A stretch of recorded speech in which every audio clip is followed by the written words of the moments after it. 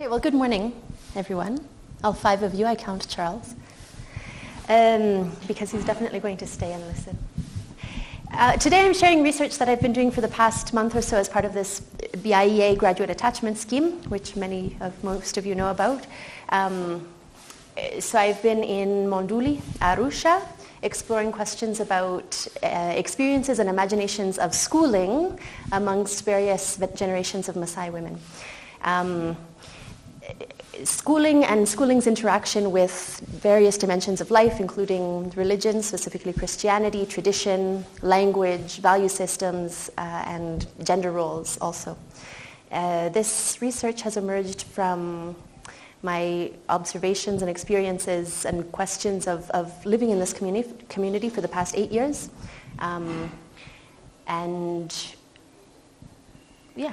And so I'm grateful to the BIEA for this chance to have pursued this research for the past month or so. Just a note before diving into the presentation itself. This is very much a work in progress, and I really invite feedback as I have a lot of very rich data, and a lot of it that I'm still processing and sorting through. So I will be working with this data for a long time to come, so I really appreciate feedback that you'll be able to offer. So a little bit of background as to how this study came about. First of all, some experiences out of life in Monduli. Talking to my grandmother, year in and year out, she's bemoaning the fact that her grandchildren don't have time to spend with her. And they don't have time to learn from her and to learn their own language. And she says it's because of school. They're so busy at school, 6 days a week often, and then the 7th at church, that they don't have time to spend with me, their grandmother. And then on another side of that, there's this other phenomenon of families sacrificing everything to send their children to school, selling their cows, going into debt to send their children to school. And then children often, fail Form 4, or score very lowly, and then this leads to a sort of despair. What happens next? We've sacrificed all of this for you. Families looking at their youth. When are you going to get a job? We've sent you to school so that you can come back, get a job, bring back to the family, send your young siblings to school. When is that going to happen? Yeah. And for instance, my young sister, several years ago, she gave her everything to school, to Form 4. The families had sacrificed, and sent her to a private school, and she got division 0, so basically F on everything. As there was not a single student in her school that passed, actually. And so this betrayal of the system, a year after that, most of her cohort had either already gotten pregnant or had a child or gotten married, and one had actually committed suicide. So this sort of despair. There's such faith in the system that it's going to change our lives by sending our children to school, and sort of a betrayal of the system. So that's part of the kind of backstory, things that I've been thinking about that have led to this study. I actually started thinking and planning and writing about this study 2.5 years ago, when I heard Feng Shu Liu give a presentation on the rise of the priceless child in China. She had interviewed 3 generations of Chinese, male and female Chinese, and had looked at the changing role of schooling in their lives. She had looked at especially relationships between parent-child relationships and the nature of childhood, and set in the backdrop of changing political economic situation of China. And immediately after hearing that presentation, I just thought this research is screaming to be done also in Monduli. And I started writing about this and speaking to her about it. And so finally I've had a chance to do it 2.5 years later. Many of you might know this novel by Henriole Coulette called Is It Possible? I've read this novel countless times, especially at Njia Pandas in my life. It asks really eloquently questions about, well, is it possible for a Maasai to hold a spear in one hand and a book in another? Is it possible to straddle these worlds and to live simultaneously in both the world of schooling and the world of Maasai community. And so those questions also very much inform this study. To what extent is it possible to continue to live in one's own community and go to school without having that schooling experience being alienating from one's own community? So that helps frame some of the questions of this study. And certainly Tanzania's sort of overall history is a part of a big part of this study, and the questions that are asked going from colonialism to independence to Ujamaa era to the current neoliberal climate.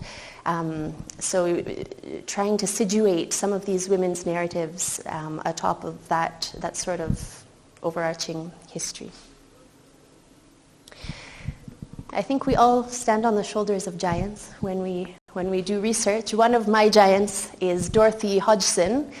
She's actually done a lot of anthropological work in Maasai communities in northern Tanzania, not Monduli specifically, but similar communities to where I've been working. This book, Once Intrepid Warriors, from 2001, a bit dated by now, Gender, Ethnicity, and Cultural Politics of Maasai Development.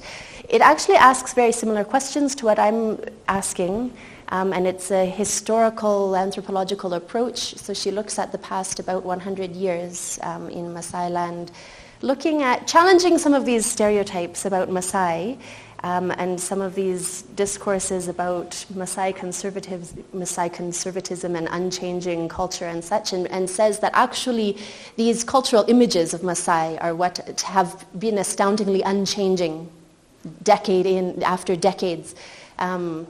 But of course, Maasai culture is very dynamic and often development. She problematizes this term development, as we all should and probably do, saying that often development solutions that are imposed on this particular community or Maasai communities are based on problematic assumptions about what is development and what is helpful for these communities. She's also explored spirituality, Maasai spirituality a lot, and the imposition of Christianity into Maasai communities and what that means for women, and looks at spirituality as an important place of power for women, which is often left out when we talk about women's empowerment, looking at economic and political dimensions more than spirituality. So this looking at church and women is also part of what I'm doing today. So going now to my own research. The site of this research is Monduli, Arusha, which is a small town and district center. Although many of the participants live outside of Monduli and surrounding villages. So small town and rural contexts.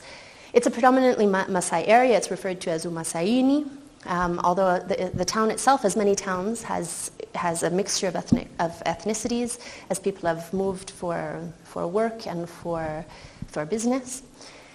The economic activity of Monduli is dominated by pastoralism and agriculture, so many people's lives are dominated by the seasons of pastoralism and agriculture. Agriculture being especially maize and beans and also some barley and a few other things. It's a predominantly Christian community, especially Lutheran. Most of the community that has been there for a while, especially Maasai from that area, they're Lutheran alongside traditional belief systems, which many people adhere to, and a few Muslims and other Christian denominations coming in with different ethnic communities who have moved into the community. As you walk down the street, you hear a mixture of Kiswahili and Kimasai. And you see rubega, a mixture of rubega, traditional Maasai clothing, as well as what can be termed Uswahilini clothing, which is anything and everything else. Monduli is also the site of a military academy, TMA, Tanzania Military Academy. And so that impacts also the economy and demographics of Monduli community. There are a lot of wanajeshi, a lot of soldiers around who have money. And so this also leads to, the military academy leads to land disputes as the military decides that they own large swaths of land that has been communal grazing ground for the community And there are a lot of other dynamics, but a lot that lead to these land disputes. But land disputes are huge in this community. These are some of the research questions that I entered this research with. Since then, they have definitely evolved and expanded and taken different directions. But these are good beginning points. Firstly, how do 3 generations, now 4 generations, of Maasai women imagine the nature and purpose of schooling and its relevance and importance to their lives, past, present, and future? So nature and purpose of schooling. Secondly, what are the roles of different languages, especially Ma or Kimasai, Swahili, and English in these women's lives, and how do their language values and abilities interact with their schooling experiences? And thirdly, kind of situating these narratives in the bigger political economic picture, how do these women's experiences and imaginations of schooling and language interact with the broader history of Tanzania and its changing socio-political economic realities? So my methodology, again, this study was just about 1 month long, a bit under 1 month long. So my main methodology is interviews. I did interviews with various generations of Maasai women, 14 interviews in all with these women, with 8 different women aged 14 to 76, as well as interviews with 2 prominent feminist educationists in Dar es Salaam, namely Marjorie Mbulini, a retired professor of education and development, and staunch feminist, and Dimera Kitunga, also a gender activist and intellectual. So these interviews with these women were about. I did these interviews after doing most of my interviews in Monduli, to kind of speak together with them about my data, what I've been finding, questions I've been exploring, as well as to frame some of these narratives in the broader stories of women and education in Tanzania. Here are my participants in Monduli. So we have Coco, born in 1942.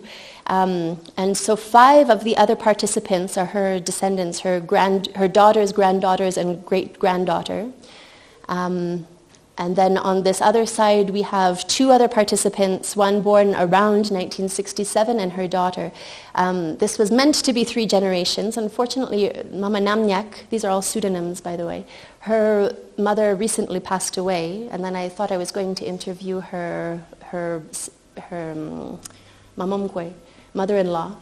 And then after I had already started with these 2 women, the mamomkwe decided maybe she didn't want to talk to me about these issues. So these are the participants. You'll get to know them better very soon. A bit about my positionality. I'm an insider-outsider in this community, having spent about 8 years here. I have a very close relationship with several of these women,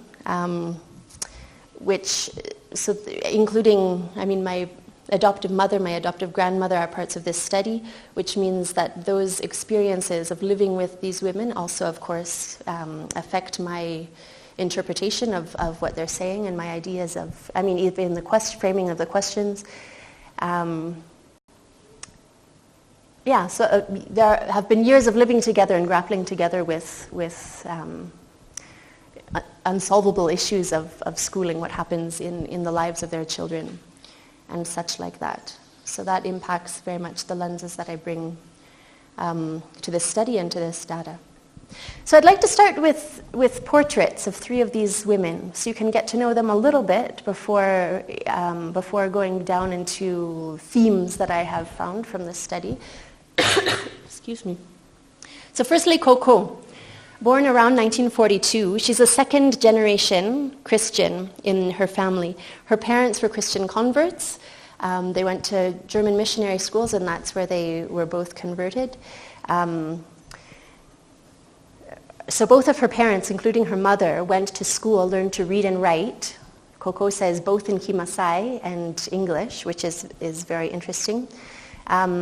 Coco herself went to school for 2 years, formal schooling. It was a government school, although there was a strong religious component when she was in school. along with Mafundisho from church, Lutheran. Her father was a vet under the German colonial regime. And then her brother, who received 8 years of schooling in contrast to her 2 years, became a tour guide, which is very, very interesting. They were some of the first to be schooled to this extent in this community. So that very much changes the trajectory of the family. So she talks about development, maendeleo, as coming from the Germans. That by that time there was a little bit of maendeleo, and it was especially from those people who were closer to the Germans, and those who were close to the Germans were close to the Germans mostly through the church. Coco has around 12 children herself, all of whom completed primary school. None of whom went beyond primary school, but they all completed primary school, including her daughters. And so this is the Coco who bemoans the distance that she currently experiences between herself and her grandchildren. But she does express a very strong faith in schooling, so that's important to her. She understands there are sacrifices for the younger generations to go to school.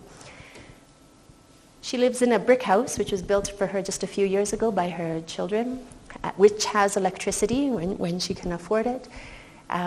She has a small shamba, which she farms. She grows maize and some coffee also, and has some bananas. She also has a cow and 4 chickens currently, which helps supply her with a little bit of income to live off of. She lives amongst her sons, and their families are all around her home, but she lives alone, and a little bit abandoned and isolated in that context. Maybe because her children are at school, as she's bemoaning. She's an expert in traditional medicine, and her grandchildren often go to consult her when they have an ailment. Recently, almost a year ago, she broke her arm, and she's still healing from that because of the brokenness of the hospital healthcare systems. And she actually wanted to sell her shamba in order to pay for her hospital bill for that, which I think is really important illustration of what happens when basic services like healthcare are commodified. That of course it further marginalizes and displaces the already marginalized. But so she always chooses traditional medicine over hospital medicine when she can. So her arm situation was one situation where she wasn't able to treat herself. So that's Coco. Naserian is Coco's granddaughter from one of her youngest children. She's almost 20 years old. She's the 4th born child of 8. She recently completed Form 6 and is now in the process of figuring out what next with Division 3 and Form 6, desperately wanting to go to Chuokiku to be a doctor, but her results not quite allowing her to do that, especially because the system abruptly changed, as it usually does. She studied CBG, chemistry, biology, geography, knowing that that allows her to go into medicine, and just recently, just Gafla, the system changed, and now that door is closed for anyone who studied that kombi. She's currently doing 3 months of military training in Jeshi la Kujenga Taifa. So that's where she is right now. During her primary school experience, she spent months at a time, holidays and as well as weekends with Coco, as well as her mama mkubwa, who is featured in this study, who is her wajina, her being the 4th born girl. She is her mother's oldest sister. And so that was an opportunity for her to learn from Coco and from this other mama mkubwa. Very important. And she also stayed with Mama Mdogo for some while, and had her own mboga business, a small garden where she was growing mboga and selling mboga. So that was part of her primary experience. In secondary, she bounced around between different schools. She was pushed out. She was expelled 3 times from different schools for meaningless reasons or non-reasons, including leaving a window open, including being late for one class and then being beaten to the point of her passing out and then saying, oh, no, now you have to transfer schools, such like that. So she has had a really difficult secondary school experience of a system that is very clear, is more interested in pushing people out than really nurturing students to be the best they can be. But now she has finished Form 6 at least. She is strongly Swahili dominant, does speak a small bit of Kimasai, and she's actually very strong in English, stronger than many of her peers. She considers her mother and her father as her greatest teachers. This is very important because it implies that she's been relatively close with her father, which would not have been possible one generation earlier. And in terms of her aspirations for the future, in addition to being a doctor, she wants to get married around the age of 25. So in about maybe 5 years, since by that time she plans to be working and will be independent. So we wish her all the best in that. Hopefully that will be true. We will see in this system of lack of jobs and a schooling system that puts up more walls than doors. So thirdly, Mama Namnyak. Mama Namnyak was on the other side, if you remember the participant sort of profile, she was on the other side. She's a defiantly independent woman, probably the most independent woman out of all of the participants. She's a businesswoman. She does every business you can think of, including farming, including selling things in the market, including shanga. The list goes on and on. She considers her mother to be her greatest teacher, and she goes on and on about the contribution of her mother in her own worldviews and her own, especially in her determination to be independent. As Mama Namnyak was the last born of 10 children, she didn't have a father. The father passed away after the second child was born. And this mother continued to have children, giving them the name of this deceased father. They don't know who biologically is their father, but this father figure, her deceased husband, is their father. Mama Namnyak herself never went to school, nor did any of her sisters, but her two youngest brothers did for primary school. She's the second wife of her husband in a pretty traditional polygamous setup of a family. She's the most quote-unquote traditional. I say traditional because she is herself consulted on many matters relating to Maasai customs. When there are particular sherehes or rites of passage, she is often consulted. She converted to Christianity a few years ago. So she and her daughter are the only ones in this study who are born as what they say, wapagani. Not a term that I particularly like, but that's what in this community they're referred to as. And her children also were baptized as when she was. And her children are highly educated. Her firstborn daughter is a teacher in Arusha. So I think that's a pretty dramatic shift from one generation to the next of mother has never been to school, and then the daughter has been through secondary school and teacher's college and is a successful teacher in Arusha. So that's Mama Namnyak. Okay, now to look at the data with regards to themes. I've identified 5 different themes that have emerged from this research, as are shown here. So 1, the purpose of schooling. What is it and why do we engage with it? Secondly, alternative forms of education. Where are we learning outside of formal schooling? Thirdly, changing gender relations. Fourthly, Maasai language and culture. And fifthly, religion, specifically Christianity and schooling. So firstly, the purpose of schooling.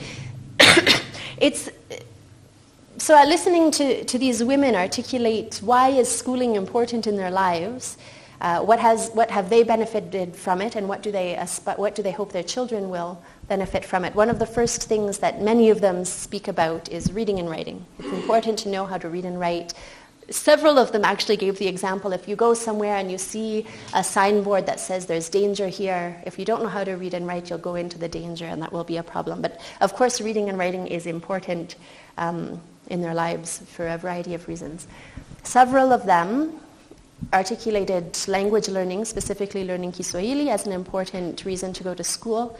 That was especially Mama Namnyak and Koko. Those are the two who wouldn't have known very much Kiswahili before starting school, or starting other forms of education in the case of Mama Namnyak. Several of them articulated confidence as an important reason to go to school, as well as kufuta aibu, relatedly, including because of exposure to a variety of different people. You're in a classroom with many people, you'll have the confidence to stand up in front of your peers. Mama Namnyak specifically said, ukinipa speaker, yani microphone, she won't be able to speak in front of a crowd of people. I think she can, but she's saying that her children can because they've gone to school, na wamefuta aibu at school. Naserian, one of the grandchildren, also articulated this very, very strongly, that it's given me the confidence to engage with a lot of different people, as well as kupanua akili. Delay marriage is a reason for going to school. And Mama Namnyak, I'd like to share a quote from Mama Namnyak, how she articulates this specifically, why she really, really wanted to go to school but wasn't allowed to. She says, niliona nikienda shule, nitakuwa kuwa kidogo huko. Sitoolewa nikiwa mdogo. Usiende kwa bwana wakati hujakomaa. Pia nilipenda nijue kusoma. Hizi sababu mbili. Niolewe wakati akili imekomaa na nijue kusoma. And indeed, if you look at, so basically, I wanted to go to school. I saw that if I go to school, I'll be a bit older. I'll mature a little bit there, and I won't get married as early. And indeed, if you look at the lives of many of the women in this community, it is true that the more they go to school, the later they get married. So that is something that she values as a repercussion of going to school. Women gaining independence is another reason articulated why school is important to these women. And again, I'd like to quote Mama Namnyak in terms of what happens to a woman's independence when she goes to school and why that's important. She says, nimependa kuwasomesha watoto wangu kwa sababu elimu kwa sasa inaongoza kila mtu. Na msichana akishaolewa kama mtoto wangu ana kazi yake.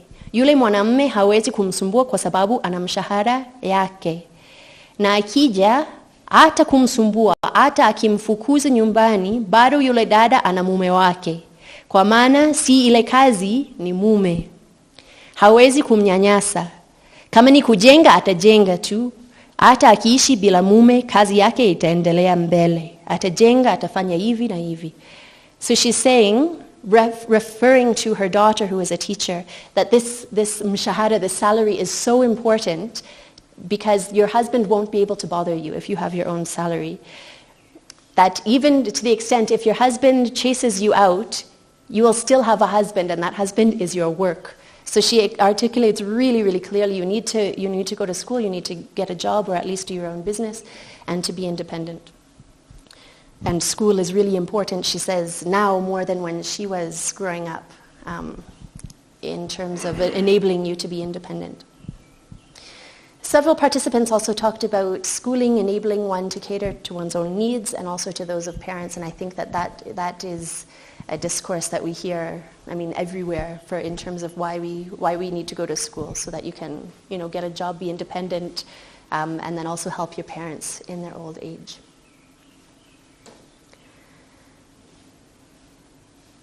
So alongside schooling, of course, in everyone's lives, there are multiple priorities to juggle.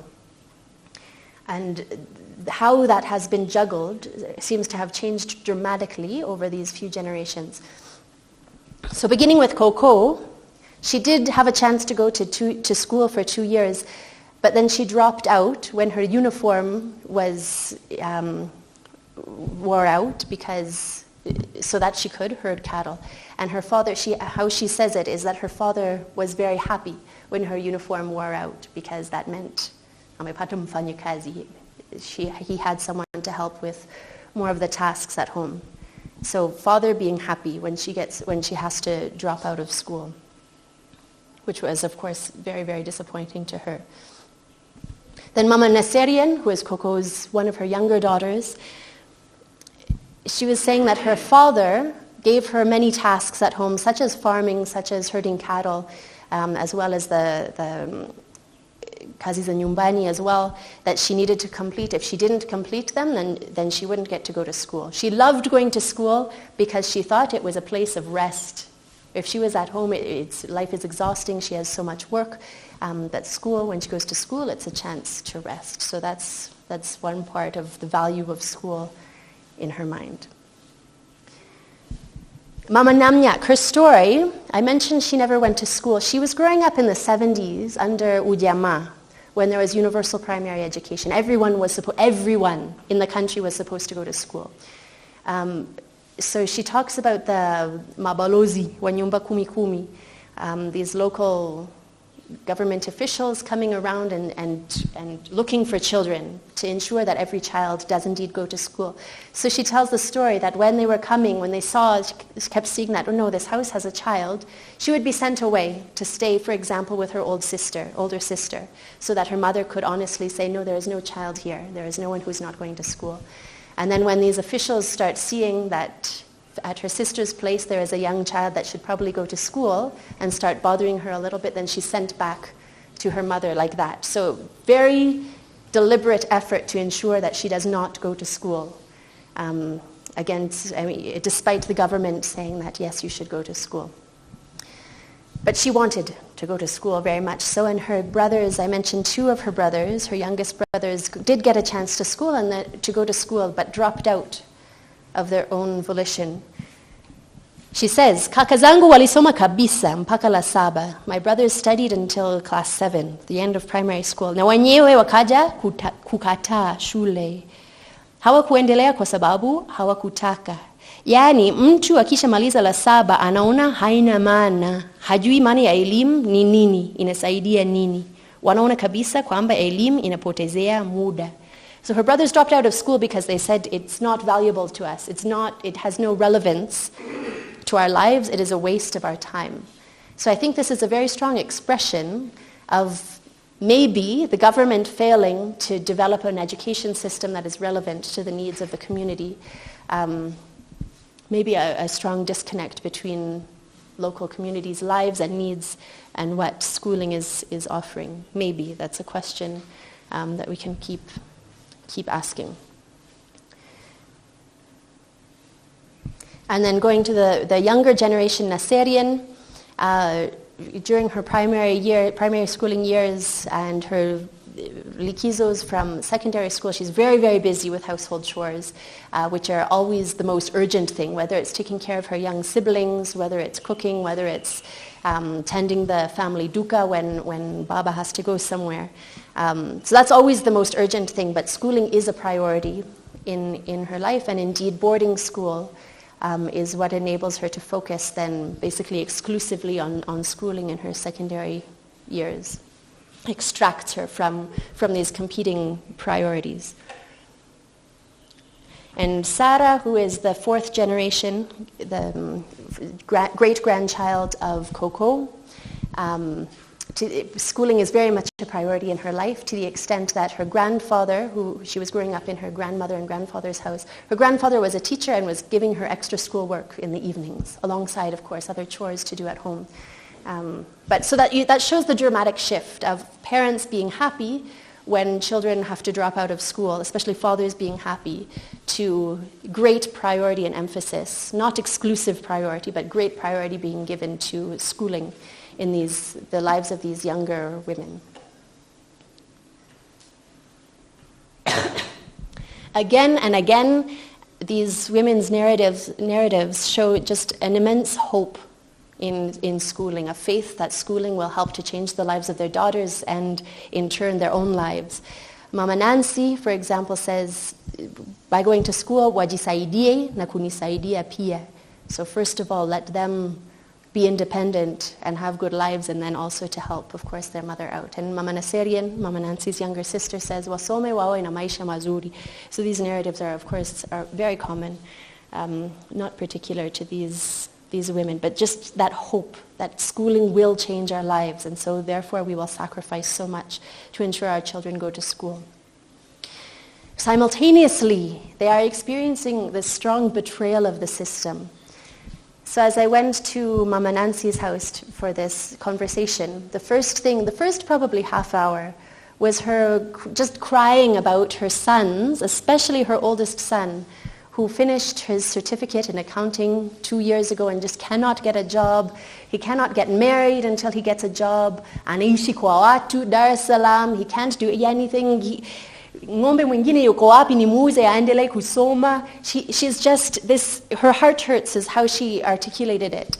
That just, msaidie mtoto wangu, she wanted so much me to help him get a job, which actually I somehow did in Dar es Salaam, but it's only part-time. So just this, everything is on hold. We've sacrificed so much, and it's a dead end.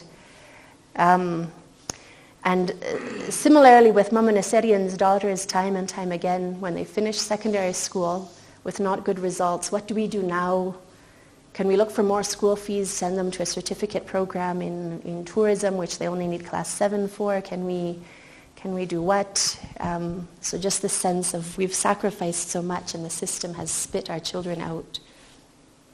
Yet, amidst this betrayal, yet there is still so much hope. Schooling will change our lives, which makes it all the more devastating then when it seems to not.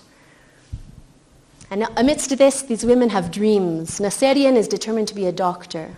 Sarah, who has finished a certificate in tourism, wants to work in tourism. Coco herself dreamed of being a nurse with her 2 years of primary schooling. She wanted very much to be a nurse. So that's the formal schooling system. What about other sites of learning? Other sites of education? Under Ujamaa, there was a strong emphasis on adult education, this push towards universal literacy in Kiswahili, which Tanzania almost basically achieved, by the way, by the early 80s. I was interested to learn that both Coco and Mama Nancy were teachers under this system. So Coco talks about going, she was also a student under this adult education scheme, but she also, because she knew how to read and write, basically, so she was also, and Kiswahili, and so she was teaching others how to read and write, including Wazee, which she thought it was just so hilarious that she, being young by that time, was teaching elders anything, but specifically how to read and write, which speaks to how schooling gives gentle nudges to age hierarchies also, and can sometimes upset them a little bit with younger people teaching elders. So that's somehow interesting. Mama Nancy was explaining to me that after she had to drop out of school in class 7, it never helped her at all in life because niliolewa too. She just got married and had children. And so I thought that was very interesting and kind of asked, is that a mama having education, does that not have any benefit for her children? And then she said, well, maybe. And hata mimi nimefundisha. Nilikuja kusaidia 74 na 75. Nimefundishaga ile elimu ya watu wazima. Mimi nilikuwaga mwalimu. Look at that identity statement, yeah? Pale kwenye ule mti. Nilikuwa nawafundisha watu wasiojua A, E, I, O, U. So she's saying that even her, she was a teacher, she helped, and she's teaching how to read and write, and then she says, and these people did come to learn to read and write, and she says this with great pride. People did learn to read and write. So those are some stories from the 70s and I think early 80s of adult education and what it was in this community. Mama Nancy also said that in addition to learning how to read and write in Kiswahili, it also taught us some other things, such as ujamaa. So that's kind of all she remembered, but that was an important part of what she did remember about what adult education was about. Mama Namnyak, who never went to school, also had an experience of this adult education program. So at age around 14, she entered into this, what she says, this school. She continued a little bit, but akili haikupokea. She wasn't learning very much. Maana, ukishaanza kusikia morani, wameanza kuimba pale, wanacheza ngoma, tunafurahi, tunakimbilia huko, na kuacha nini? Shule. So that also speaks to these competing demands. As soon as she hears these morani singing over there and kucheza ngoma, she doesn't have time to learn to read and write anymore. She has to be there in what I would argue is another form of very important education, which Coco's grandchildren do not have exposure to these days. But just to see how value systems and priorities are in tension. So Mama Namnyak says she went to school for 2 months in this adult education scheme, and she learned numbers. So until today, she can recognize numbers. Another alternative form of education is certainly the church, as we know. Interestingly, Coco says that her parents, especially her mother, learned Kimasai as well as Kiswahili at church, and so did singing and prayers in Kimasai. By the time Coco was going to church, it was in Kiswahili, although she says in some areas a little bit more rural, until today they use Kimasai, and gave some very specific examples of that, and that the books are still there. Yeah, the Bibles, the songbooks are there in Kimasai. But she says specifically that and proudly, that she knows how to sing these religious songs and do these prayers in Kimasai because her mother taught her. So her mother was a teacher in that way, as well as in other ways, as well as mafundisho, before ubarikio, for all of these generations actually. That's an important site of education of a certain kind in Kiswahili. Mama Namnyak speaks extensively of the role of her mother in teaching her how to do business, and very explicitly frames her business activities from a very young age as her point of her education, of her own education, and even says that when she got married at age 16, if you remember the previous quote when she said, schooling is important because it delays marriage and it makes sure that akili mekoma, that you're mature by the time you get married. She actually said that by the time I was 16, akili ilikoma kwa sababu. She was somehow mature because she had gone around, interacted with many different kinds of people through her business activities. And indeed, she learned Kiswahili also through her business. She says, mamangu amenifundisha biashara, usikai tu hivyo hivyo, maana ukienda kwa mume, utamtegemea mume, alafu utapata shida sana. Amenifundisha jinsi ya kujitegemea, namna ya kuishi na mume wako. She continues, tumejua Kiswahili kwa sababu ya kuranda na Waswahili. And then she describes how she was doing this business of making traditional brew. And then she goes on to say, anaitengeneza ile pombe ni Wambulu. So she's saying this Wambulu is Mswahili, he speaks Kiswahili, and so if I'm going to be engaged in this business, I need Kiswahili, and indeed her Kiswahili is very good. And so that's how she articulates her own upbringing and her own education. And she describes it very, very clearly that this was my education, this is what matured me, this is where I learned Kiswahili, and this is where I learned to be self-reliant. And my mother taught this to me. And her mother was very much a businesswoman as well, taking care of 10 children without a husband. Many of the women also articulate education as, opportunities for learning through spending time with their elders.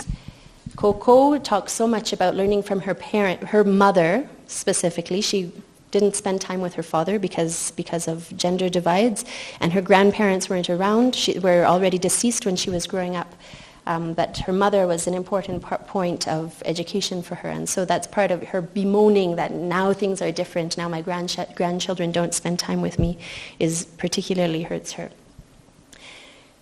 Mama Naserian describes learning how to sew shanga from her mother, Coco, as well as learning a lot of other things, such as learning how to tell seasons from reading the intestines of a goat, especially knowing next year it's going to be a dry season, etc., etc. These sorts of things that she says my daughters have no idea.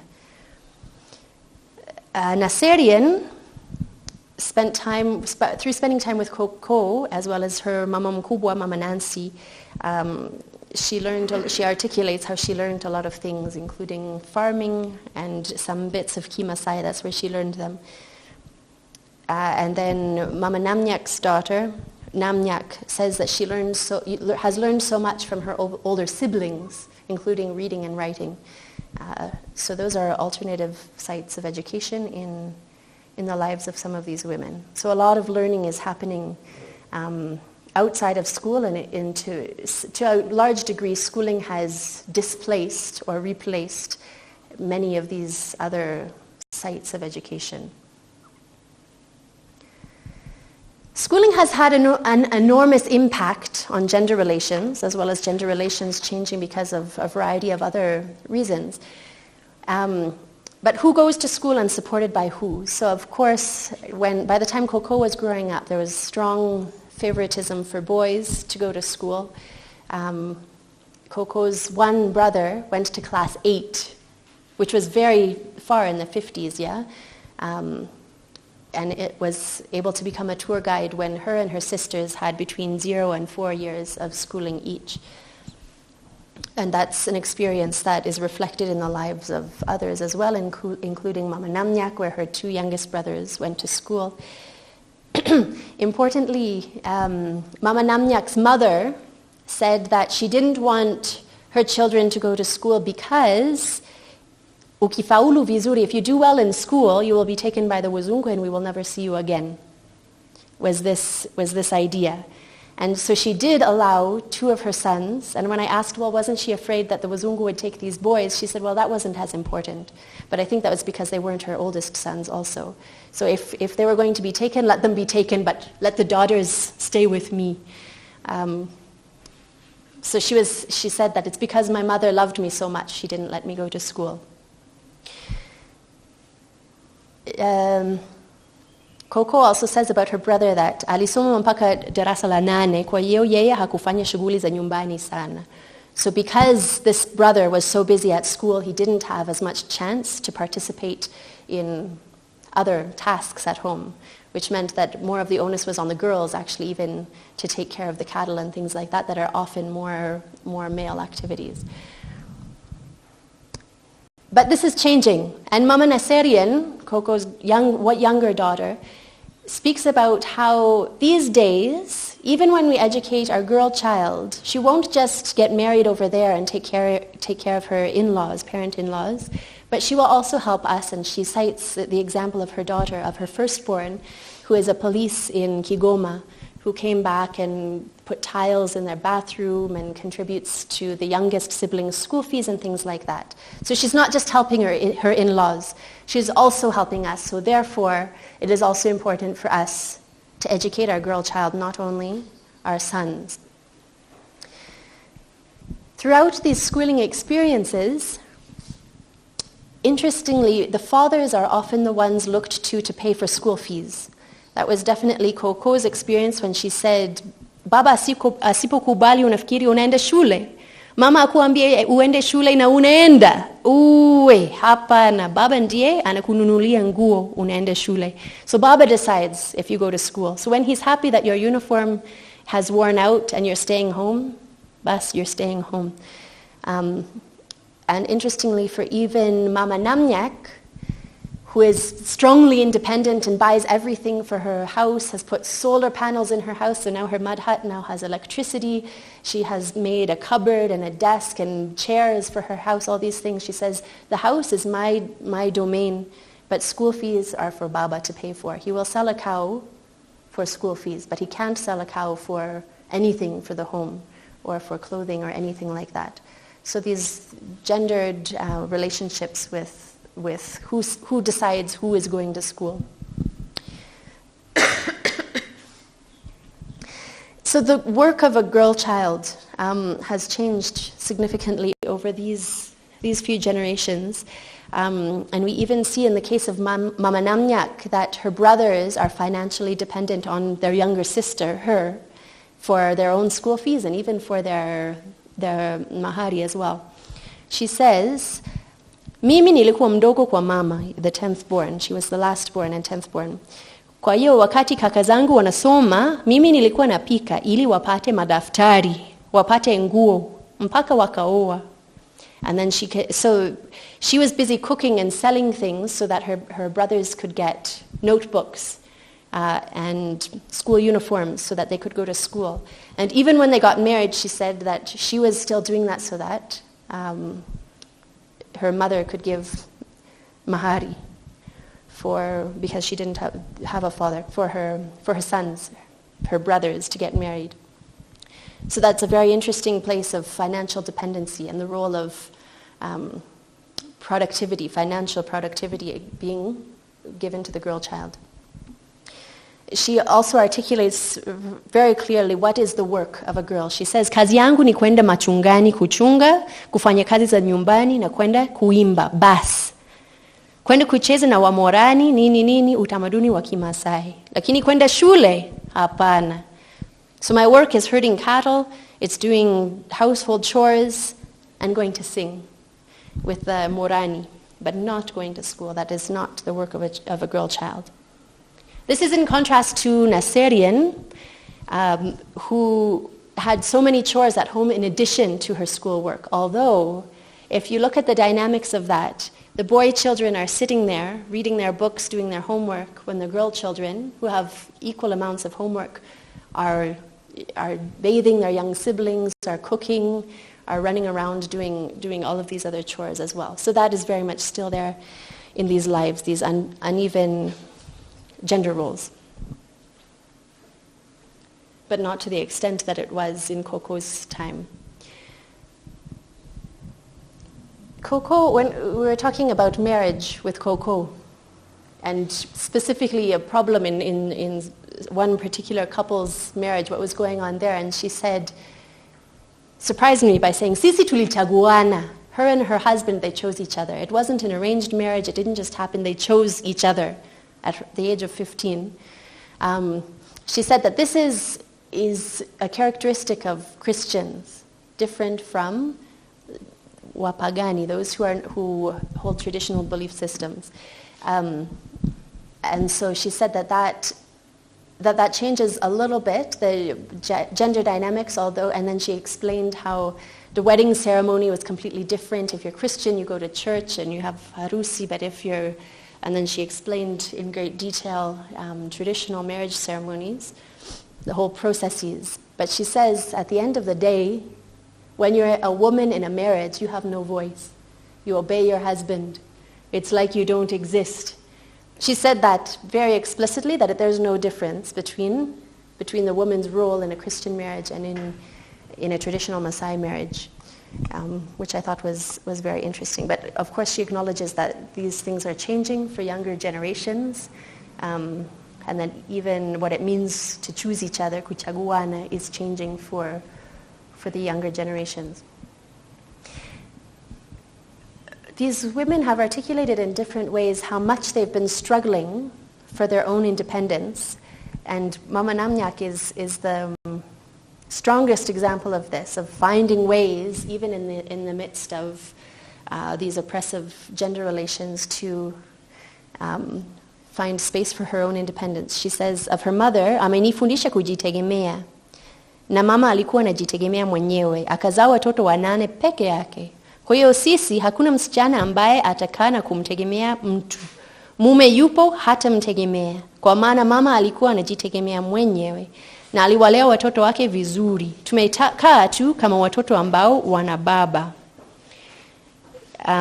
So she talks also of her experience of, so she was enculturated into this culture of self-reliance by her mother, as were all of her sisters. So she talks when she got married, when she went to this new boma, she brought this culture of doing business into this boma. The other women were sitting there waiting for Baba to bring salt, to bring clothing, to bring unga, so that they could have food for the children. But she said, no, I can't sit here and be dependent. I need to go do business. And she said the other woman would say they can't be allowed because Baba will think that they're going out for tabia nyingine, to do something else, not just kuuza, not just to do their business. But she said, no, this is what I'm going to do. And in fact, she taught her co-wives, as well as the culture of that boma, to do business and to be independent. So that's bringing something of a revolution, I think, in gender roles. We also see changing father-daughter relations, dramatic changes actually across these generations.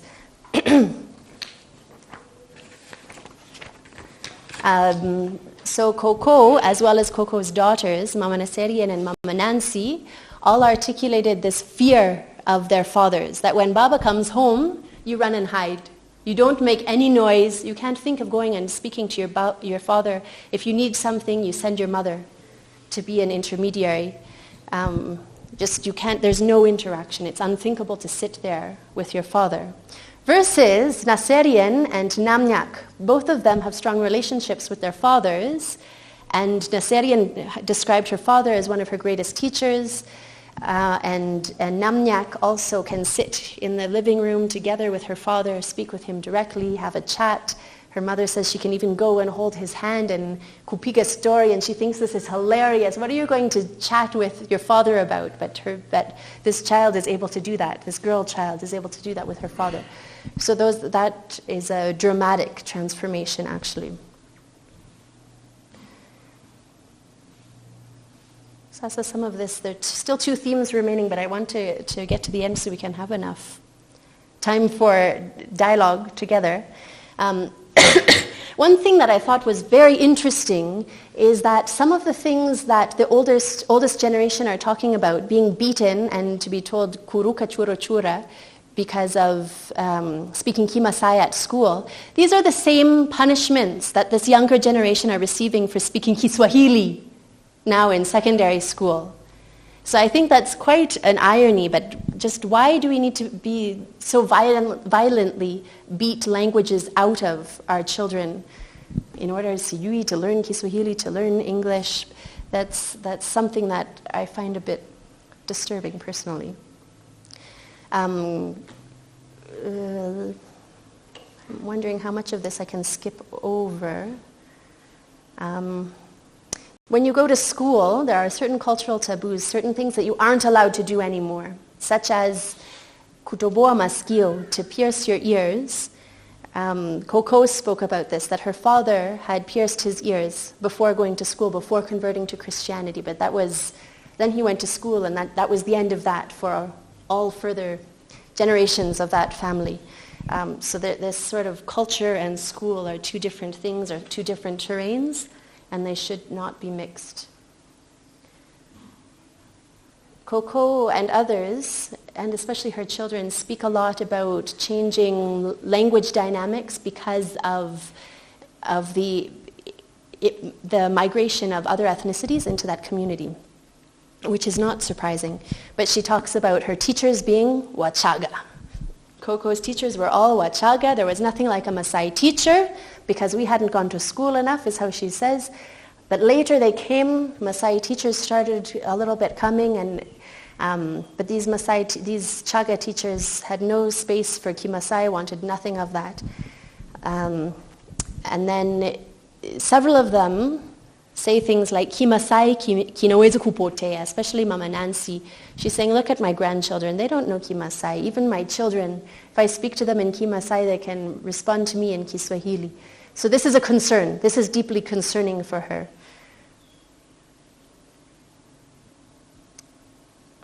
There are some interesting quotes and things surrounding these topics, but I think most importantly is this concept of home having its own culture and school having its own culture. This is from Mama Namnyak. So when you go to school, you go to someone else's culture. You learn someone else's culture and someone else's language because Kiswahili is not ours. She says that very, very clearly. But then when you come home, you come back to your home culture and your home language. And she gives examples of people who have gone to school and then don't want to greet her in Kimasai. They want to speak with her in Kiswahili, and their culture and tabia are changing. But she says, no, not in my home. In my home, this daughter comes home from Arusha, and she speaks to me. Amesha kuwa Mswahili. She's Swahili herself, but she comes home and speaks to me in Kimasai because that's what I have decreed for my household. And so this this idea of biculturality and multilingualism, that you can live in multiple worlds simultaneously, is something that Mama Namnyak is very clear about, and including the utility of being able to live in multiple worlds, linguistic and culturally, simultaneously. Christianity is a huge part of the story of schooling, and who had access to schooling and then had access to certain aspects of the early capitalist system, including formal land ownership from the time pre-independence times.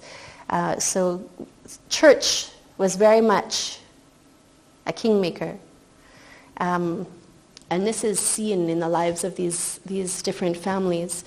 One thing that I really want to emphasize is how, so I've just mentioned that Mama Namnyak says you can live in the two different worlds of school and home simultaneously. She is very adamant that you cannot live in the two different worlds of church and tradition simultaneously. They are incompatible. You have to choose. Once you're Christian, there are different mila that you throw out, that you cannot participate in anymore. This is very interesting, coming from who I mentioned is the most traditional of these Maasai women, including she is a contact, gives advice on how to implement different aspects of tradition in key ceremonies. So she specifically talks about mitambiko, sacrifices where maybe you sacrifice a goat and pour the blood and communicate with ancestors. She says that is shaitani. We have none of that. We can't have any of that anymore because you're speaking with something which you cannot see. So that is shaitani. So I asked her, well, when you speak with God, how does that work? She said, no, mungu ni mungu. So that's different. If you can't see God, that's a different thing. But this is a very interesting and important dynamic. Her husband refuses to convert to Christianity. And so they're living in these multiple spaces simultaneously. But she's very clear. She was to the point that she was basically preaching to me and comparing Wachaga, who are more traditional, who cling to their culture even when they convert to Christianity. But us Maasai, we change, which is, I think, a very important contrast to stereotypes, right? Wachaga, these worldly, cosmopolitan people, they don't have time for their traditions, and this stereotype I'm talking about. And then Maasai, the cultural conservatism, they're really holding steadfast to their traditions. So she turned that on its head in this conversation about sort of cosmologies and the role of spirituality in Maasai culture and what that means for her Christianity. So here are a few concluding thoughts and questions. I think I am left with far more questions than conclusions. But an observation that it is really demanding on children to expect them to go from one cultural linguistic world of home to a different cultural linguistic world of school. Value systems even are different. To go back and forth like that, it's very demanding. And I wonder if there are different ways of bringing those different worlds a little bit closer so that schooling doesn't have to be so alienating from home worlds, to the extent that some people in this community are still refusing to send their children to school at all because it is still, in any point, it's still a waste of time for some of them, which to a large extent I tend to agree with in many cases. Schooling clearly is seen as part of a nation building and modernization projects, including really pushing Kiswahili at the expense of all local languages and cultures. Mama Namnyak mentioned this, as I have also found actually in my master's research, how schooling in this community, you hear a lot of very derogatory comments about Maasai. If a child is not doing well, let them blame their Maasai culture, that they don't speak Kiswahili well, that they are too busy singing to have time for school, that their parents, this and that. Very negative attitudes learnt at school towards their own language and culture. I'm wondering, is this necessary? Are there ways of developing school systems that can see different languages and cultures as complementary instead of exclusive? It's a question. Definitely something that has come out strongly is this betrayal of the schooling system if the purpose of schooling is to get a job, to learn how to be a good employee. So I wonder, especially with the history of education for self-reliance, is there a way of developing an education system, of a schooling system, which has relevance to local communities? That it hasn't just been a complete waste if I haven't gone to Arusha to get a job in the city. This learning to leave orientation, right? I'm going to school so that I can leave. But what if there aren't enough jobs in Arusha for all of us, which there definitely aren't? Have I learned something at school that can help me in this local context? Probably not, but maybe. How can we develop an education system that can be locally relevant, as it probably was much more so under Education for Self-Reliance in the 70s? We see in these women's stories a slowly diminishing patriarchy. Is this a positive contribution of schooling? Maybe, likely, possibly. Although, of course, everything is interconnected. When you change the role of woman in society, how does that impact everything else at the same time? There's a school in Monduli that is essentially saving girls from their families, is how they see it, by if ukeketaji, female circumcision, if they think this student is in danger of that, they will keep them at school year-round, forever, until they get a job somewhere, so that they save them from their families not going home. So I think that's a little bit problematic. What else is that, in the name of destroying patriarchy, what else is that disturbing in the ecosystem of the culture? Schooling and Christianity as tools of class formation, reproduction, and stratification. I think this community demonstrates that pretty clearly.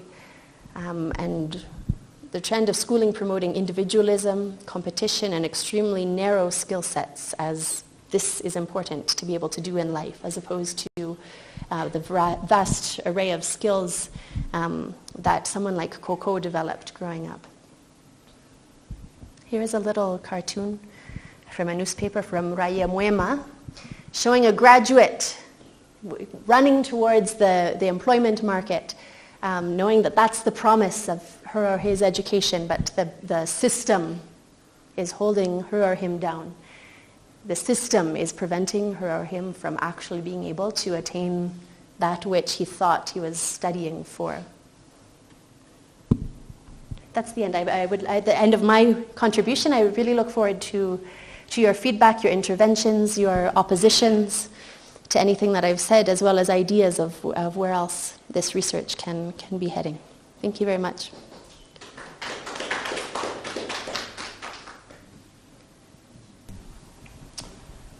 Thank you, Monica. Why don't you sit down? Yes. Oh, do I need to speak in that? There's a lot of material there, and that's very interesting. I think, as you said yourself, there's still quite a lot of sorting out to do. So my first question really is the so what question. Why does this matter? But I'm going to caveat that question a little bit, because at the end you almost produce something akin to a list of recommendations. I don't think that's our job. We're academics. Policymakers can do recommendations, right? That is not our task. So when I say the so what question, I want to know the analytical question you're addressing. Okay? And I didn't see it there.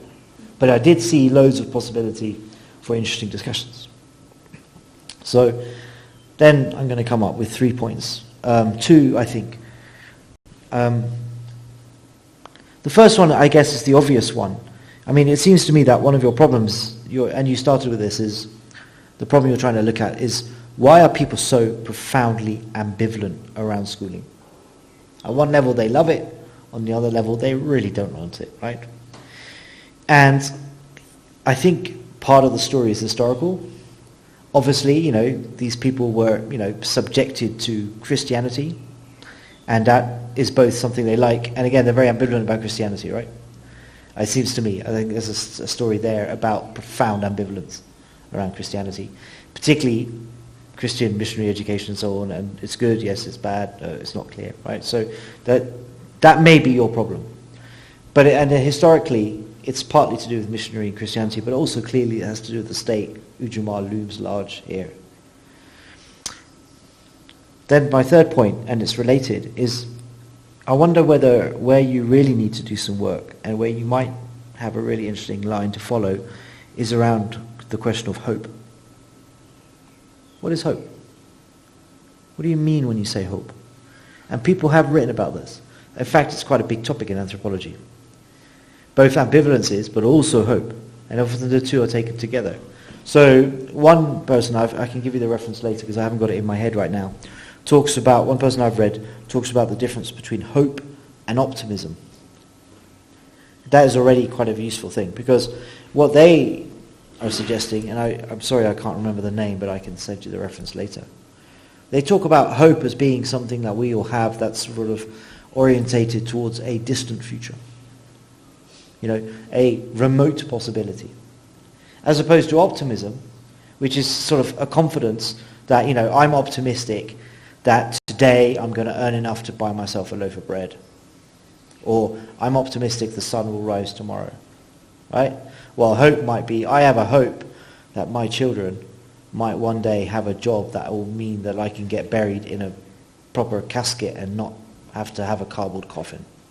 Right? So one is close, one is far. One is a sort of a generalized hope for humanity. One is optimism, a kind of confidence something will happen. That's one way into that. But I think you need to break that open a little bit, because I think it's a really interesting idea, and it will also help you link one of the things, and this leads me to my last point, which I think is really interesting about what you're doing, which is, you're talking about people's biographies, you're talking about the biography of a family. There's so many people these related, right? Which is interesting, right? So it's a biography of a family, but you're also individual biographies, but you're also talking about the biography of a country, and all of those, how those are intertwined.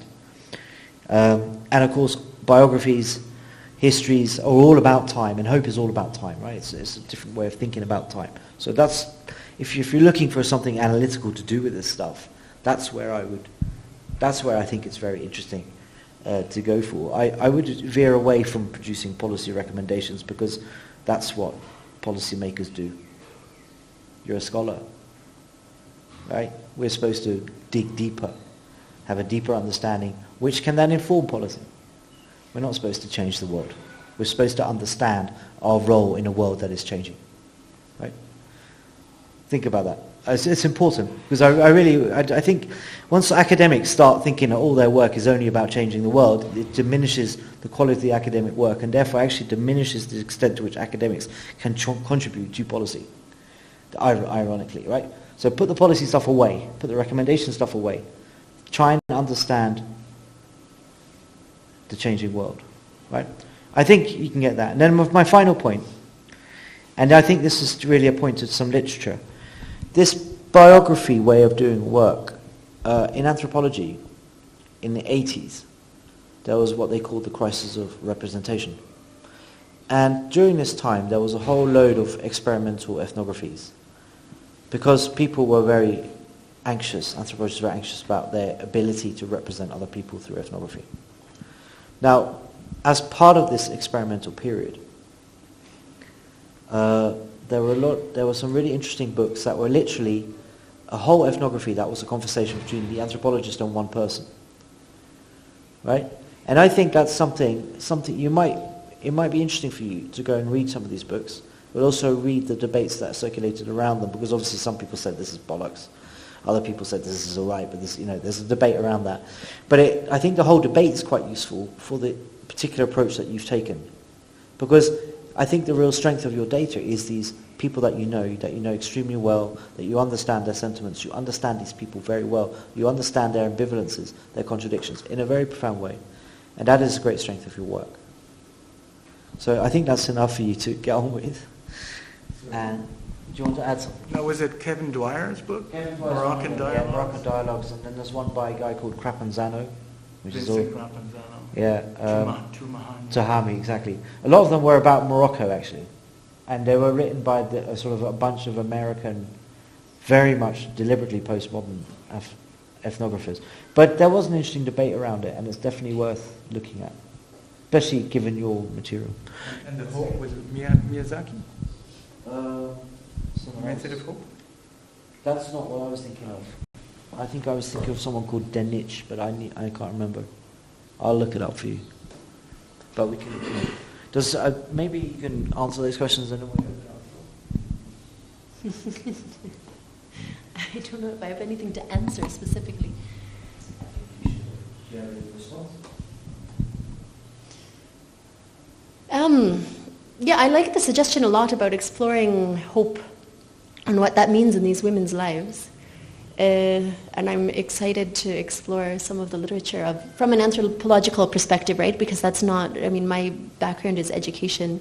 And so maybe when you're reading these, what my comments at the end as policy recommendations, maybe that's somehow where that's coming from in terms of thinking about what this means for how we approach schooling.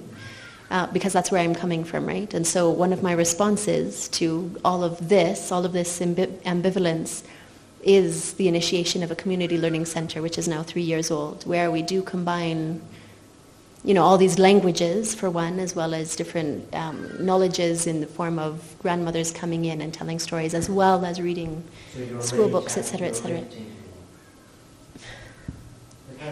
Addressing these questions in a practical way. Yeah. Thank you for those suggestions. I think those are things that I will continue to follow up with a lot. I'm interested in so what you're talking about in this crisis of representation. I'm excited to look into that. I'm also interested to look further into techniques in anthropology, or histories and debates in anthropology around life histories and how that speaks what to this work, because my sense is that there's a new discussion going on around this among historians too. Because I was talking to someone called Jim Bennett, who's a historian, and Tom Maloney, a friend of mine, who's written a biography, and a couple of others, and there is something of an itching going on about treating biography and thinking about biography as a form of historical work, which is slightly different because that's in history rather than anthropology. But there's definitely something there that's true. All right. I like the idea of education. Not really, I don't think we need it. It's just because we're recording. Oh, okay. So sorry. Purpose. Okay. So, all right. Okay. So, no, I think it's really, for me, it's really provocative about education, because I think education is one of those concepts that a lot of social sciences skip around. I don't think we really kind of tackle it in its complexity. I think it ends up being kind of a black box. And the biographies, the narratives that the women that you recorded kind of show that ambivalence. I think that's really important to delve into in a kind of fine line. The thing that struck me the most was this idea of, hearing the Morani sing and being kind of drawn to that and making a clear line and distinction about what was important. And there's a kind of very heavy laden ideology, but I don't think people have really touched upon it. I don't think people have sought the data to kind of talk about both language ideology but also education playing into that. And I'd like to hear more about kind of, even at a philosophical level, like in your mind, what is education? Because it is true, we have these sort of overlapping worlds, and you've kind of demonstrated that. But I think the points of interconnection are really important. What we call education is really distinct analytically from schooling, and it's really distinct analytically from learning. And I think those distinctions would be very helpful for other people listening to your work to kind of get our heads around those distinctions and what it means for those social actors to be straddling, to be denying, to be crossing over. I think we all do that in some degree. And I think our own education systems shape us in such a fundamental way that it's worth looking into in some depth. So that's just more of an encouragement than anything else.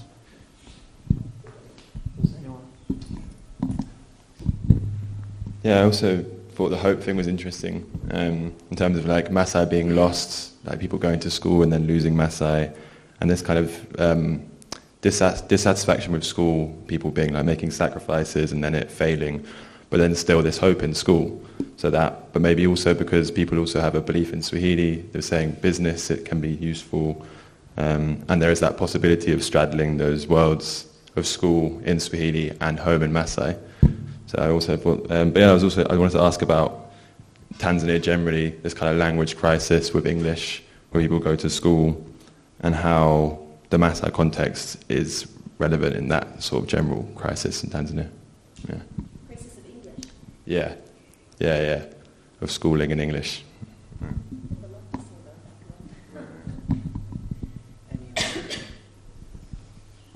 Okay, thank you so much for your nice presentation. And I have some few observations which I can make. I was wondering why the choice of the four generations. The way I could see Coco is more of a modern woman. Why could it go maybe far a bit beyond to the other generations which might be a bit before Coco? The way she talks is like someone who is so modern. Probably could have given us the justification for the choice of those generations. And the other thing is, when you talk of the Maasai in Tanzania is one of the unique ethnic groups, and you talk of them regarding the rest of other ethnic groups as they were Swahili, and as if they are not interested on them. So maybe you could think it in relation to the historical phenomena about Tanzania. You talked of the self-reliance issue, and also you could think of the political will, because if you remember, people like the first Prime Minister who was coming from the Maasai land, how did he perceive about the Maasai in relation to education? And he was the major engineer of self-reliance issues under Ujamaa. And he based much on the rest of other the ethnic groups, leaving aside his own ethnic group. And you can also think of of course, not the current, someone who came later as the Prime Minister, Edward Lowassa, the one who began the world schools, and the focus being the Maasai land in relation to the education system we are talking about. And I thought maybe because you are talking of the gender issues among the Maasai, and most of your interviewees were women, probably you could have thought of men as well. They might be having a different voice with regard to the education system. How do they regard women going to school? Of course, it has a cultural sentiment in it, and maybe that one could help you to say something about it. Thank you. Yeah? I think I'll just get up. Much easier. Hello. I walked in a bit late, so I think I missed a huge chunk of the presentation, but from the little I've gathered, I'd like to say that I like that you point out, or in your questions you ask the question of the relevance of schooling to the local communities. And I think this is a conversation that's already happening. I mean, even in the Kenyan society, in the Kenyan local communities, I think everyone who is in school at this time, especially from the pastoral communities, they go to school so they can get employed. And I think that is a problem, but I reckon this is a conversation that we can have somewhere else. What I think going forward, Monica, is if you can just go into the whys of why this is happening, and I guess when you address this question of why they are taught to think this way, or why the general thought among the school-going children is so that they can get employed, that will answer the question of why Mama Nyamnak, Mama, I don't know if I have that right, but why they think there is no connection between being a Maasai and being a Christian, you know. So I don't know if that's part of your scope, but I think the why would begin this entire conversation, you know. Otherwise, I think most of these recommendations and these questions apply to our local communities as well. And I'm glad that you are doing this paper. Thank you. Yes, Monica, this is your chance. Thank you for those useful comments. There was a lot, and that was very, very, very helpful. The question about what is education and what is schooling, that's something I think a lot about constantly, and I agree that it's important to be able to articulate that really well, because often schooling has nothing to do with education, nothing to do with learning in many cases, and often there's a lot of really foundational education that happens outside of school that school can often interfere with. Joost might think this is a policy recommendation, but I think there have to be ways of bringing those closer together and broad ideas of what is education. I mean, education is enculturation, right? Schooling also is a form of enculturation, sometimes in positive ways and sometimes in ways that are very hurtful to communities. So finding ways of bringing those worlds together and to ensure that schooling is education that is relevant to whoever is the target of that, right? That schooling is not one thing for universally for all contexts everywhere. This question about language in Tanzania and the crisis of English. I've worked on this one a lot, and I have very, very strong opinions. With regards to this particular community, so there's this phenomenon of English medium private schools, that are taking over, including very low cost, very low quality English medium private schools that even Mama Naserian's youngest child, one daughter, is attending, which are, barking at texts, but, with more textbooks, but in English, which is more distant again from a third language for many. So what does that mean to the ability to actually learn, or ability to think, or ability to conceive of anything as connected to real life? I think the English medium phenomenon is doing a really good job of further divorcing schooling from learning and schooling from local communities. And it's a huge problem. In Tanzania specifically, at the secondary level, it's been shown for decades that no learning can take place.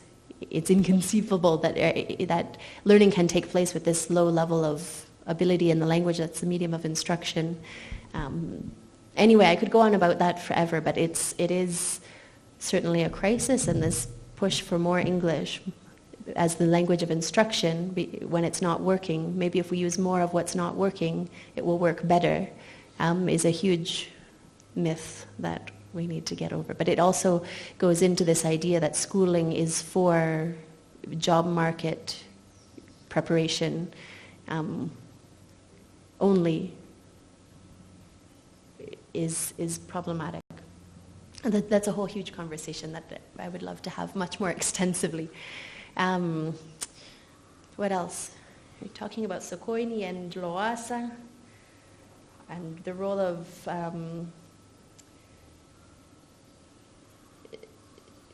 what they contributed also to Maasai communities and versus other ethnic communities.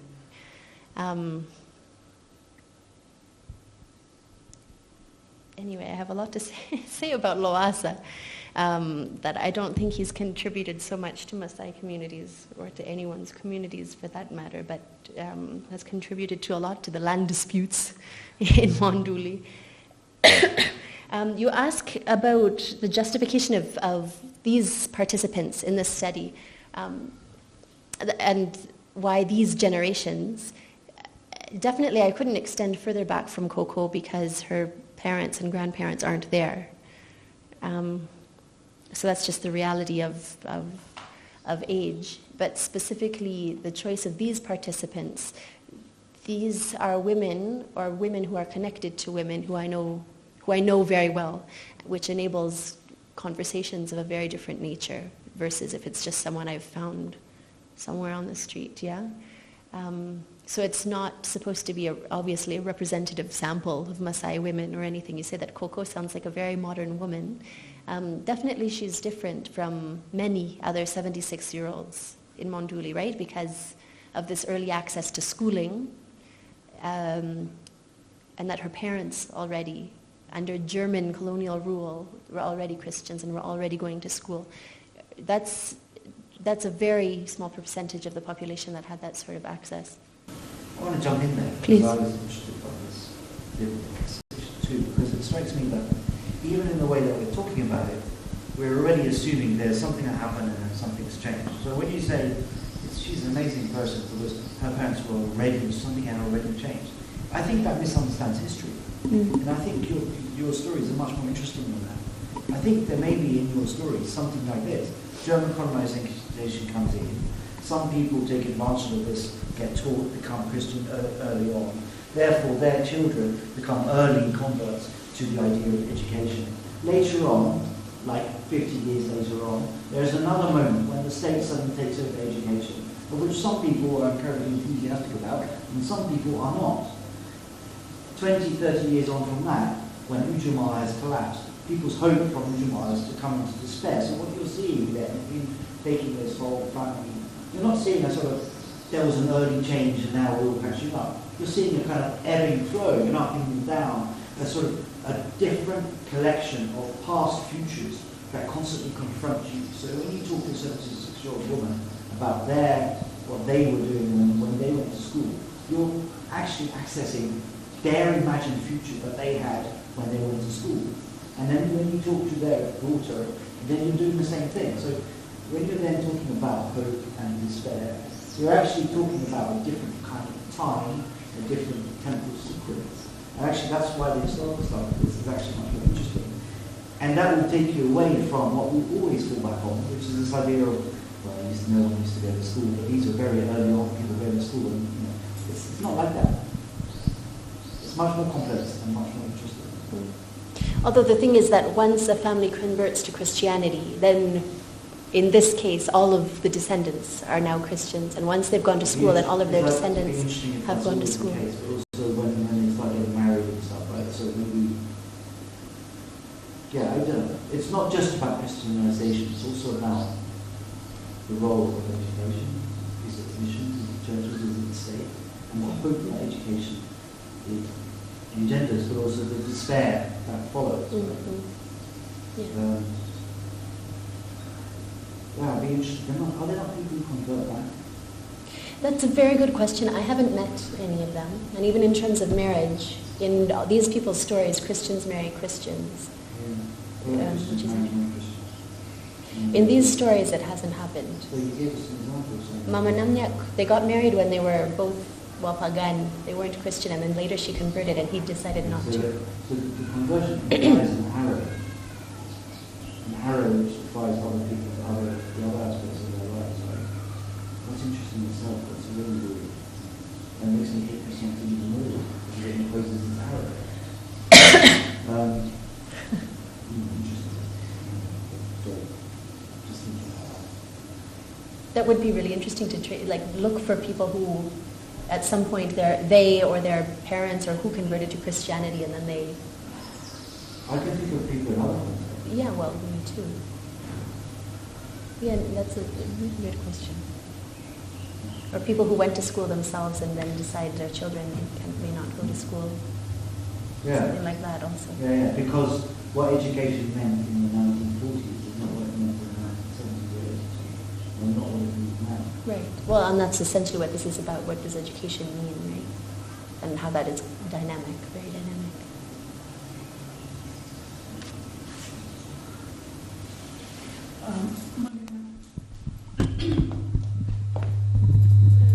Thank you for your presentation. I don't know, maybe maybe it's a question that has been asked while I was away. Sorry, I wasn't here at the end of your talk. But looking at your presentation, I was wondering in so many ways how this is actually specific to the Maasai of Maduri, for example.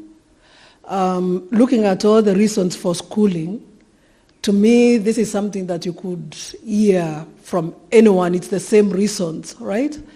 And also, a question that is related to that is what she has just said about the value of education and what actually the kind of contribution. And you alluded to the fact that maybe the government is not the needs of the government for education, what they are telling people, teaching, wanting people to learn is not relevant to them.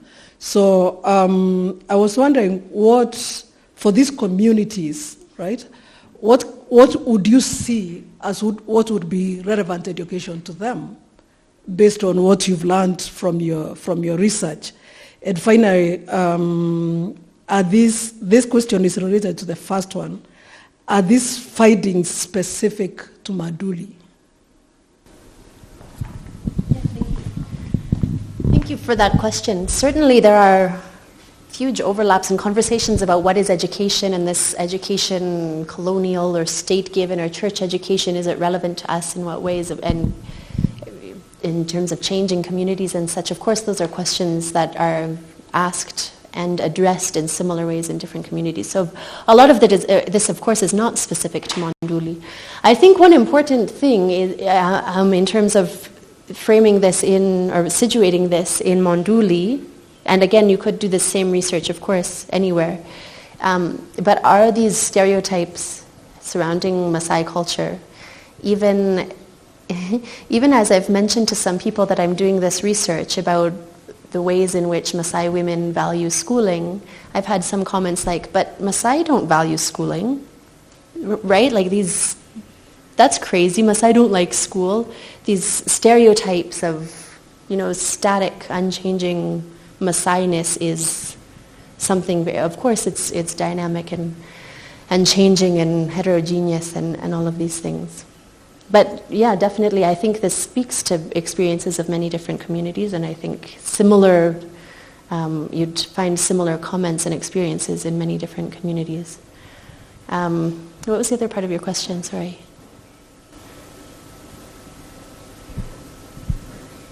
The first one I was asking, because the only thing that I saw which is really specific to Maasai, when they gave the answers as to why they're doing schooling, is to delay, they're delaying the marriage so that they don't get married quickly.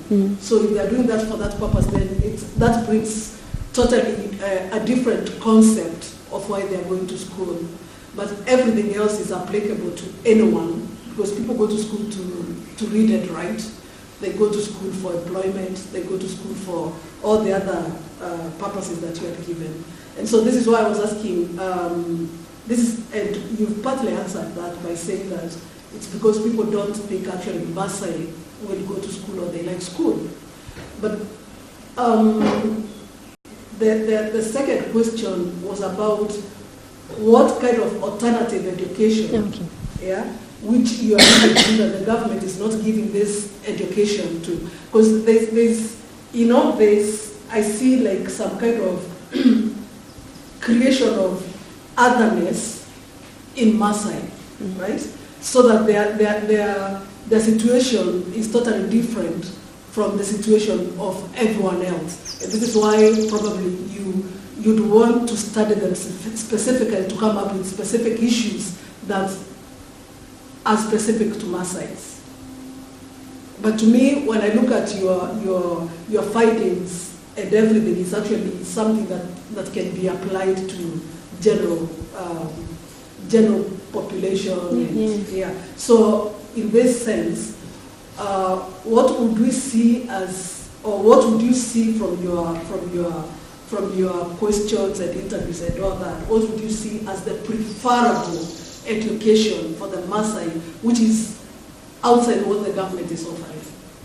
Okay, well, yeah, I think a lot of these experiences, as we've just said, are not specific just for Maasai, right, in terms of changing culture, changing linguistic experiences, changing, just change, right, and tensions between different priorities in life and different forms of education. I think that's not specific to Maasai. And so I wouldn't suggest an alternative education system for Maasai, per se. But I think, in general, education, schooling, needs to find ways of being... Is this too policy? Absolutely, but carry on. But that was the question. Carry on, I'm joking. To find ways of bringing in knowledges from home, right, as the foundation of any real learning that's going to take place. Language, linguistic and cultural resources from home. If you decide to cut all of that out and pretend it doesn't exist and start and say, okay, we're only speaking Kiswahili here and we're only talking about book learning, then suddenly this child, who is obviously incredibly intelligent, knows a lot of things that could be the foundation of, you know, learning other things and ability to think and be in the world.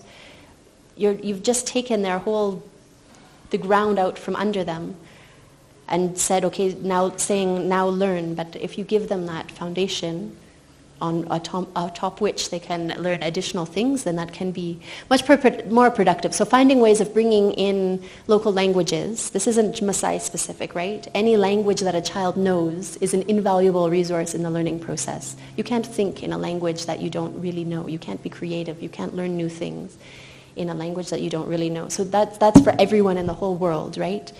Not Maasai specific. Finding ways of making connections with whatever it is they already know from home, whether it's practices, whether it's herding cattle, whether it's making connections to skinning a goat instead of some boat on the ocean, right? So finding texts or stories or content that can connect with local situations. Finding ways of bringing those worlds together, right? Not pretending that this one world doesn't exist. Textbooks, for example, Tanzanian textbooks are very other Maasai, right?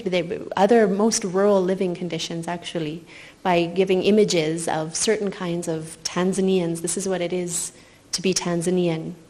And kids in these contexts do not see themselves reflected in those books. So this is someone else's education. It doesn't apply to me. So finding ways of bringing those worlds together, bringing linguistic and cultural knowledges from home also into the school system, and finding ways of as well as teaching these school knowledges and foreign languages, doing those in a way that's complementary, not exclusive. I mean, it begs the question. I was listening to you talk. I think you can never get education right? And it's probably a source of conflict everywhere around the world because it's always this complexity of different issues, right? If you were to do a kind of Montessori style teaching, which is kind of almost what you're leaning towards, with your, let people learn from what they have. But okay, whatever. But I think of that example because my mum was a Montessori school teacher. Right? But it doesn't really matter. If you were to develop this wonderful teaching in their own language, and then at the end of it, they wouldn't be able to get a job because the system that they're in wouldn't employ someone who can speak mad Kiswahili or can't speak English. But that's exactly what I'm not saying. No. I'm saying that's complementarity, right? If you use familiar languages in your teaching, this is shown in a gazillion studies around the entire world. The more you use familiar languages, the more even the additional languages will be stronger later, because you will have frameworks for language, how language works. You will be able to think and apply those to additional languages and such. So it's by using familiar languages, you can strengthen the learning of additional languages. I would never argue, let's only do Kimasai, only use local knowledge. That's a specific point, and I definitely give way to you on that. The more languages you know, the better you are at learning new languages, and I get that. But I guess the larger point is that you can never get education right. You're never going to be able, because inherently a contested realm because inherently you're talking about different people's futures, which cannot ever be managed, and there's always going to be people who win and there's always going to be people who lose. So I don't think there is a perfect education system. You see what I mean? I mean, maybe that's, I'm still trying to find an analytical question from you that takes you away from trying to save the world. Well, like in Tanzania, like we said, Tanzania's got a language crisis, right? You can't get it right. It's kind of obvious Tanzania's kind of got it wrong in some ways. I don't know. But what potentially a question is like the difference between like the Maasai going into this education system versus maybe the Chaga or someone like that, because there's kind of a distinct, because like, it's a stereotype about Maasai, right? You were saying you don't like education. Maybe there's some element of truth in that. Kind of you do see Maasai kind of creating their culture. There is like that element of identity ownership that the Chaga maybe don't have, etc. So maybe like, yeah, kind of how is Key Maasai involved in this education process differently to say Chaga or other hundreds of ethnic Tanzanian languages? So something like particularly going on in the in that sort of process. I think if we, in terms of that, this is not getting to Jost's point, but in terms of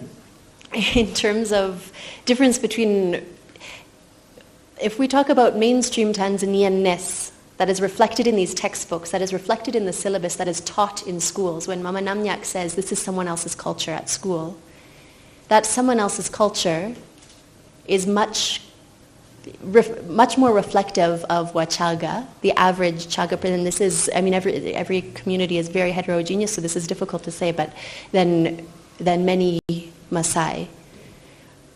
And so I think that's a huge difference. And far more Wachaga grow up with Kiswahili as their dominant language than Maasai grow up with Kiswahili as their dominant language. That may be specifically true in Tanzania, and I believe you. But doesn't that point to the fact that again, my point is you can't get education right. In the UK, if you look at UK history books, all you learn about is the Magna fucking Carta, World War I, World War II, and that's it. Right? And you don't learn anything about, let's take a recent example, the, what's it called, generation? Windrush generation. The who? You did. Well, that's good. But Caribbean migrants.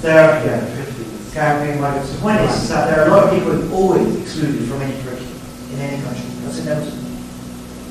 And if you look at the depth of history, Matthew, no curriculum can cover all of history, right? So in other words, education is always partial.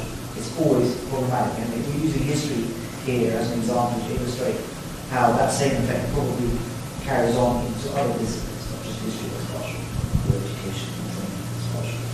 Partly because you don't know, you're training people today for what they have to do tomorrow, right? So inevitably you're going to get it wrong, because tomorrow you don't know what that is, right? That's kind of where I'm getting at.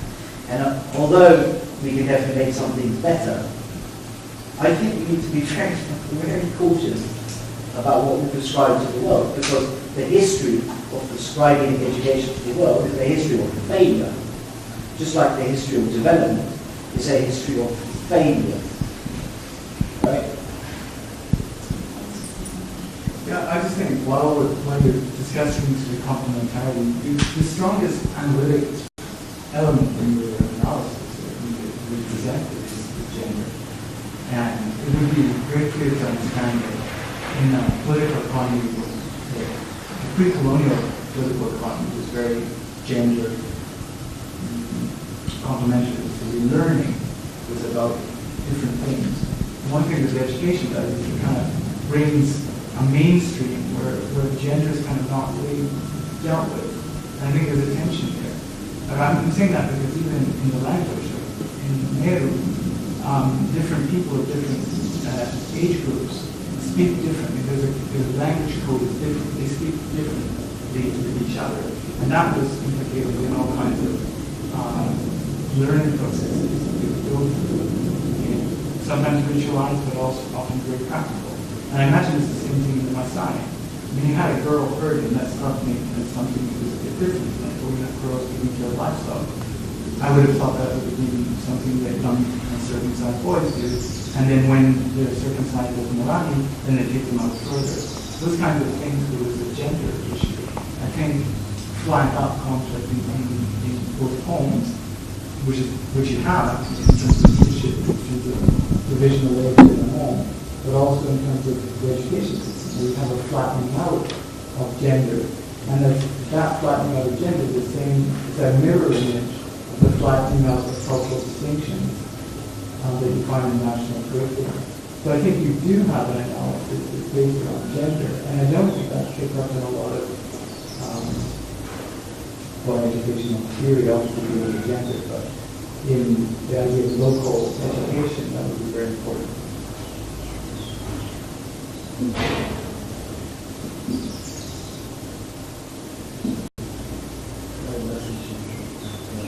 I think you've got loads of ideas of what we do with stuff. Everyone else has a burning question before we close, and that may go, obviously. Just hand it